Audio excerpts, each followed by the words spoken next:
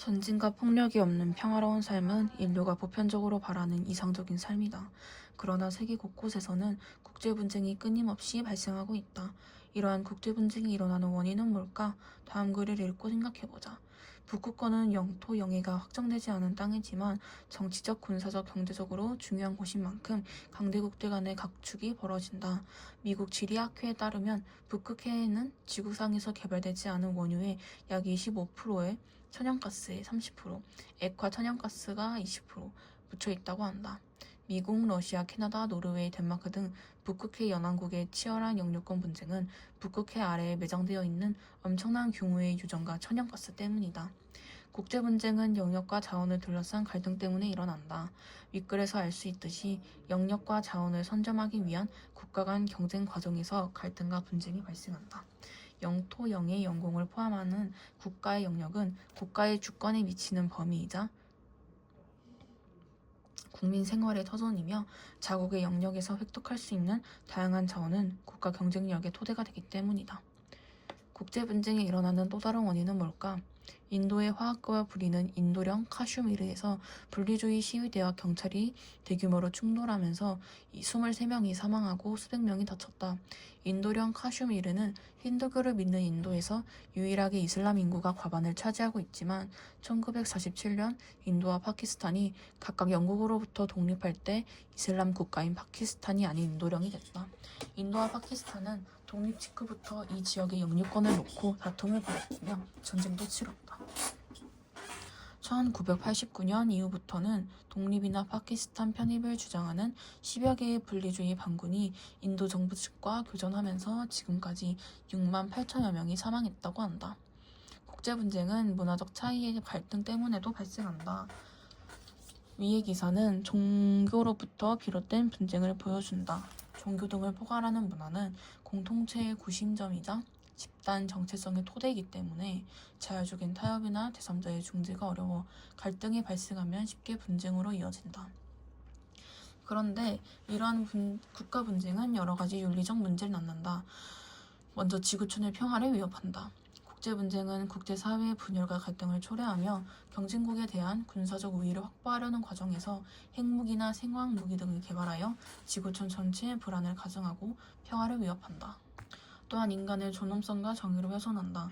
국제분쟁은 종교나 민족 갈등 결부가 되면 상호 간 적대감을 증폭하여 집단 살해, 인종 청소와 같은 반인도적 범죄가 자행되기도 하는데 문제는 이러한 범죄의 가해자를 처벌하기가 어렵다는 점이다.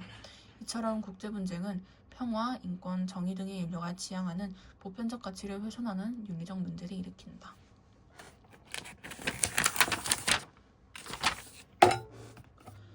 지구촌 구성원들은 국제분쟁을 해결하고 평화를 실현하기 위해 개인적 차원에서 어떤 노력을 해야 할까? 환대란 이방인이 낯선 땅에 도착했을 때 적으로 간주되지 않는 것을 말한다. 모든 사람은 이방인을 적대적으로 다루어선 안 된다. 환대의 권리는 인류가 지구 땅덩어리를 공동으로 소유함에 따라 자연적으로 부여된 권리다. 이를 통해 지구상의 각 지역이 서로 평화적으로 관계를 맺게 되고 인류는 세계 시민적 체제에 점차 가까이 다가갈 수 있게 된다. 윗글에서 칸트는 평화를 실현하는 방안으로 환대권을 강조하고 있다. 환대권이란 적으로 간주되지 않을 권리이자 존중받을 권리다. 묵자도 자국을 사랑하듯이 타국을 사랑하라 라는 겸의 사상을 통해 전쟁을 방지하기 위해서는 서로 존중하는 자세가 중요함을 강조하였다. 다양한 문화가 공존하고 이해관계가 상승하는 지구촌의 현실을 고려할 때 상호 존중과 관용의 자세는 분쟁의 예방과 평화의 실현을 위한 출발점이다. 이러한 개인적 차원의 노력과 더불어 국제사회의 다양한 노력이 함께 이루어져야 한다. 먼저 반인도적 범죄에 대한 처벌을 강화해야 한다.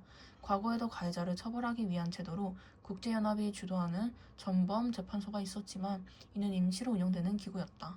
국제사회는 국제형사재판소 등의 기능을 더욱 강화하여 반인도적 범죄를 저지른 가해자를 엄정하게 처벌하여 피해자의 고통을 해소하고 지구촌의 형사적 정의를 바로 세워야 한다. 또한 분쟁의 증제를 위해 노력해야 한다. 국제사회는 분쟁의 평화로운 해결을 위해 국제사법재판소, 국제해양법재판소와 같은 기구를 활용하여 화해와 중재를 실천하고 갈등 당사국은 판정 결과를 겸허히 수용하는 자세를 가져야 한다. 그리고 분쟁에 적극적으로 개입하여 해결해야 한다. 분쟁 과정에서 생겨나는 인종청소, 민간인 학살 등의 인권침해 사태는 인류 전체의 비극이자 지구촌의 평화를 크게 훼손한다. 국제사회는 사태를 방관하지 말고 분쟁의 빠른 해결을 위해 힘써야 한다. 예를 들어 국제연합 평화유지군 활동과 같이 분쟁에 대한 적극적인 개입을 통해 평화를 되찾고 인권을 수호해야 한다. 우리나라도 국제연합 평화유지군에 참여하여 세계의 분쟁 지역에서 평화유지 활동을 전개하고 있다. 이처럼 지구촌 평화의 실현을 위해서는 다양한 노력이 필요하다. 우리는 지구촌 공동체의 구성원으로서 지구촌의 이웃들이 분쟁으로 겪고 있는 고통에 공감하며 평화로운 지구촌을 실현하기 위한 활동에 적극적으로 동참해야 한다.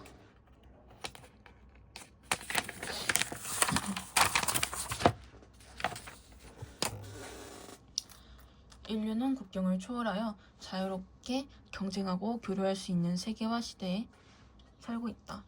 세계화는 개발도상국의 일자리가 증가 등 인류의 공동 번영과 환경 문제 등 전 지구적 문제를 함께 해결해 나가는 기회가 되기도 한다. 하지만 자본과 기술력을 갖춘 국가와 그렇지 못한 국가 간 빈부격차와 절대빈곤 등의 문제를 발생시키기도 한다.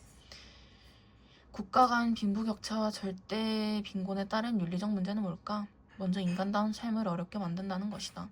절대빈곤에 따른 굶주림과 질병으로 고통받는 사람들은 최소한의 삶의 질을 유지하기 어려우며 심지어 생명마저 위협받기도 한다.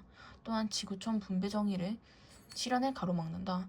선진국들의 생산기지와 시장으로 전락하는 가난한 나라는 빈곤에서 벗어나기 너무 힘들어 남북 문제와 같은 지구촌 분배 정의에 문제가 발생하고 있다. 위에서 살펴본 바와 같이 세계화는 긍정적 측면과 부정적 측면을 동시에 가지고 있다. 따라서 국제사회는 세계화에 따른 부작용을 해결하고 인류가 평화롭게 공존하기 위해 해외 원조를 통해 지구촌 구성원에 대한 책임과 기여를 실천해 나가야 한다.